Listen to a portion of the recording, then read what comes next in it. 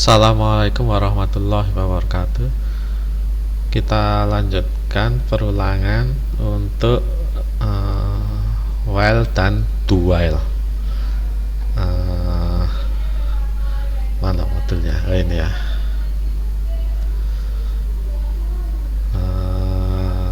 Kemarin kan disebutkan kalau for itu perulangannya udah pasti ya, kita udah tahu. Misalnya 200 kali. Nah, kalau untuk while atau do while itu perulangannya tidak pasti, kita nggak tahu mau berapa kali sih ini ya. Contoh yang paling sering kita temui itu adalah ketika kita memasukkan password. Kita nggak tahu nih user akan salah memasukkan password berapa kali nih, kita nggak tahu. Ada yang sekali masukkan password langsung sukses, ada yang harus 2 kali, ada yang harus 5 kali, dan seterusnya. Jadi kalau kita nggak tahu nih perulangannya berapa kali, nggak pasti, itu kita bisa pakai while atau do while. Kemudian sintaknya kira-kira seperti ini ya, while terus ini persyaratannya, terus kemudian yang di dalam kurung awal itu adalah block statementnya yang mau diulang. Semua yang ada di sini itu dia akan diulang selama tes di sini itu benar, kondisi di sini adalah true. Kemudian kalau do while sebenarnya kan mirip ya antara while do while, hanya saja kalau while itu kita cek terlebih dahulu baru kita melakukan perulangan, sedangkan do while itu adalah dikerjakan dulu baru kita mengecek perulangannya ya. Perbedaannya kira-kira seperti itu.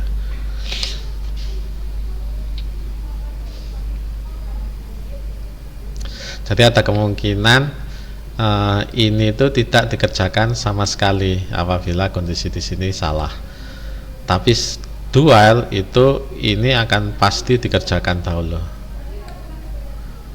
walaupun kondisi di sini salah. Itu ya. Terus kemudian break yang kemarin minggu lalu break kita lewati ya. Break itu ya sebenarnya di switch case yang dulu di persyaratan itu juga kita pakai ya. Jadi break itu tujuannya adalah keluar dari block statement.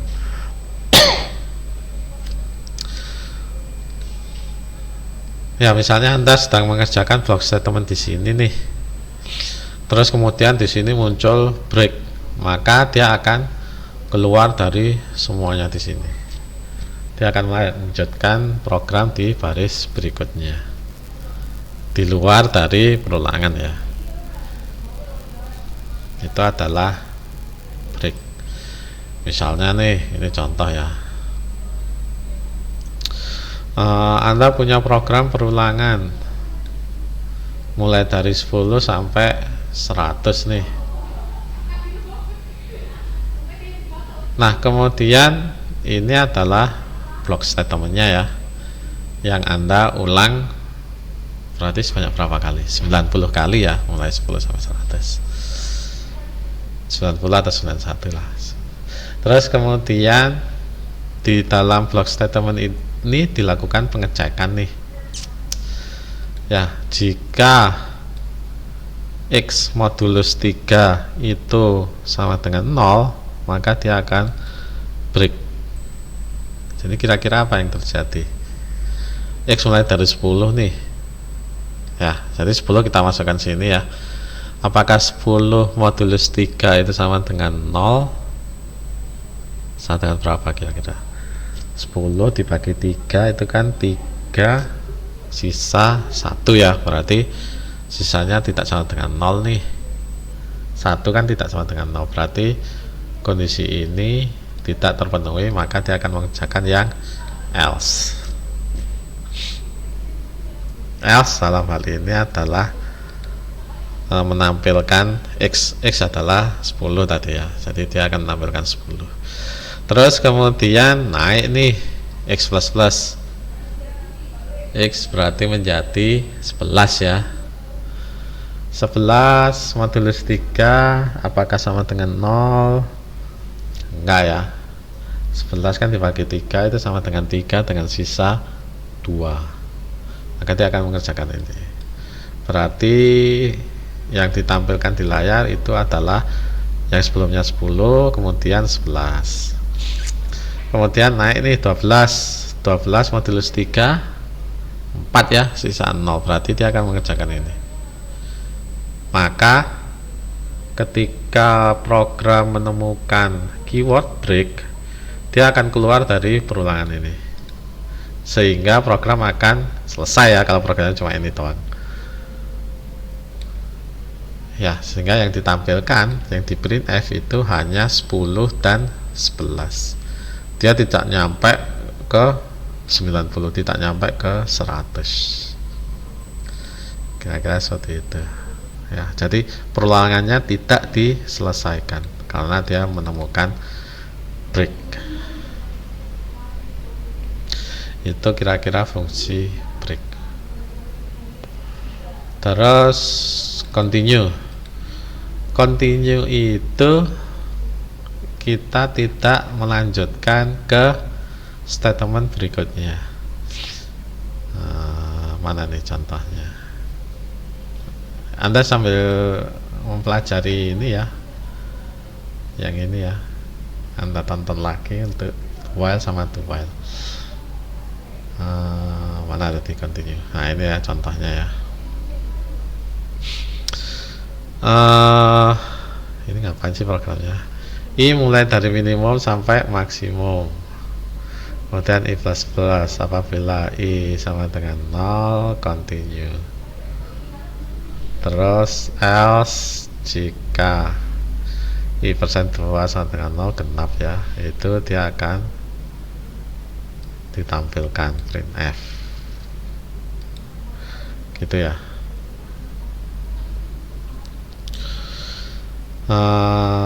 Misalnya nih i nya minimum 0, maksimumnya misalnya 10 nih, minimumnya kita bikin 0, maksimumnya sama dengan 10 misalnya.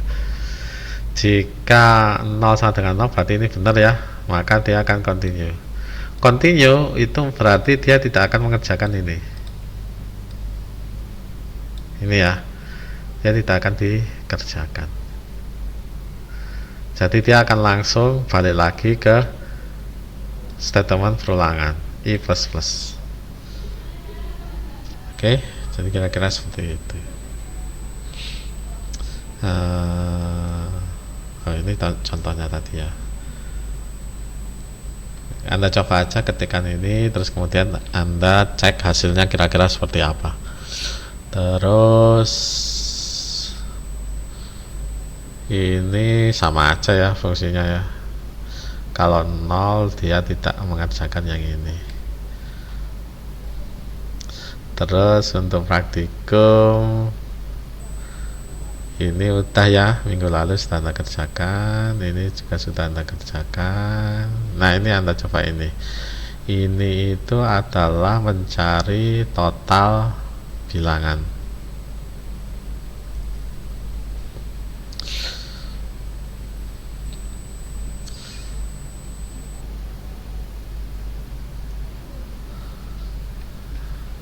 Ya kita coba mana tadi, ini ya, total bilangan. Jadi user requirement-nya kira-kira ini suruh ngapain ini, masukkan angka berapa, terus mencari total, total perulangannya ya.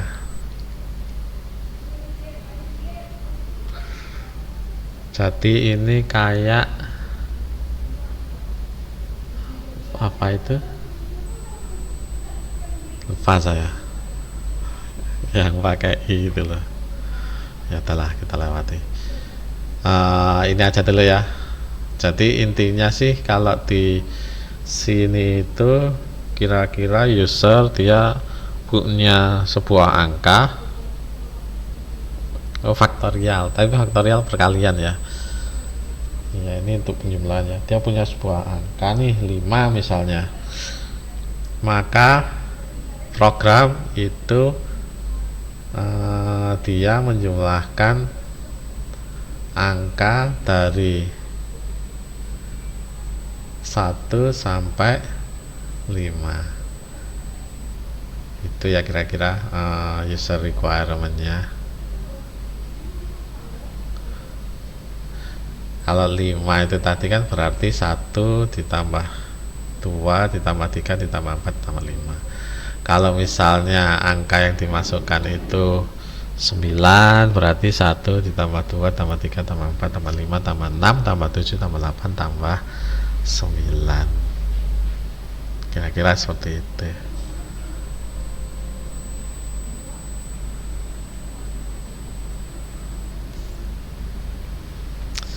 Oke, jadi user requirement-nya itu inputnya berarti adalah angka, outputnya adalah hasil penjumlahannya. Jadi kalau Anda analisis terlebih dahulu,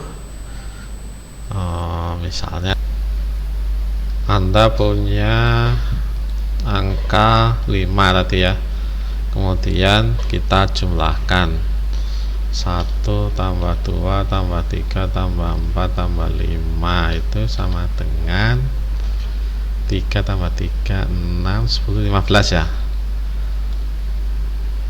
Jadi kalau misalnya input Anda 15, maka outputnya seharusnya inputnya 5 maka outputnya adalah 15. Kalau misalnya inputnya 8, maka outputnya adalah berapa tambah 21 36 ya, dan seterusnya. Jadi kalau misalnya Anda buat flowchartnya, ini flowchart yang kemarin ya kita modif aja ya.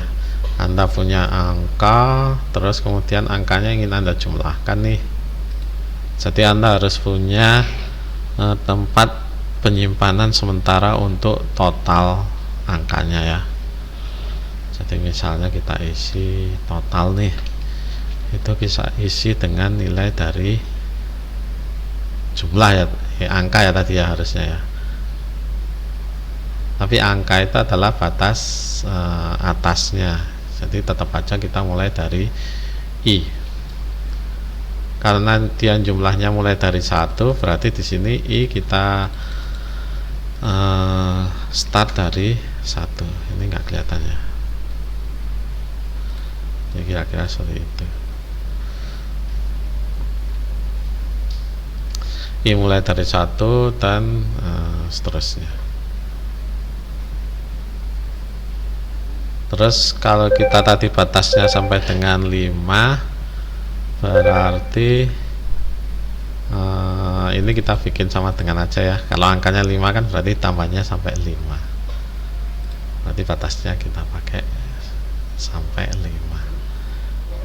Kayaknya sih gini aja sih. Baik, kita coba ya. Berarti kita pakai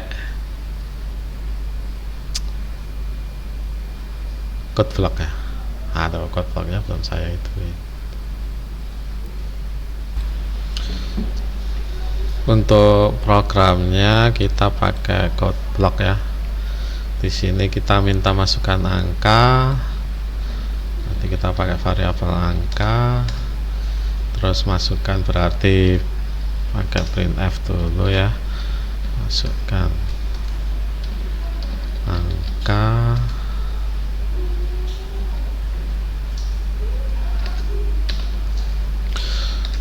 oke, scanf kita pakai integer dulu ya, itu dalam variabel angka, terus kemudian baru perulangannya kita pakai while ya. Nah, itu while nanti ya. While berarti Oh ya, kita pakai i ya. Berarti di sini kita pakai variabel i juga. I harus kita inisialisasi ya, biar programnya nggak bingung. Kita mulai dari 1 misalnya. Ya ini ya, kita mulai dari 1. Kemudian cek di sini apakah i lebih kecil dari angka. Ini ya. Terus kemudian blok statementnya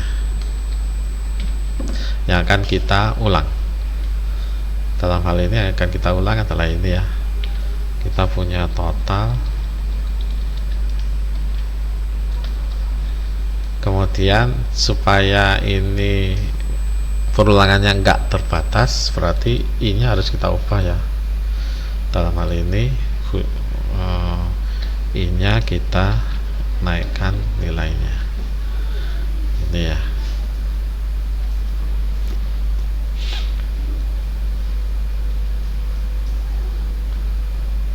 Terus setelah selesai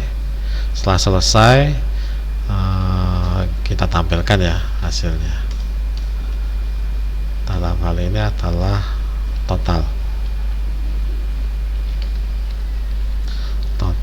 adalah gitu ya. Anda pakai variabel total,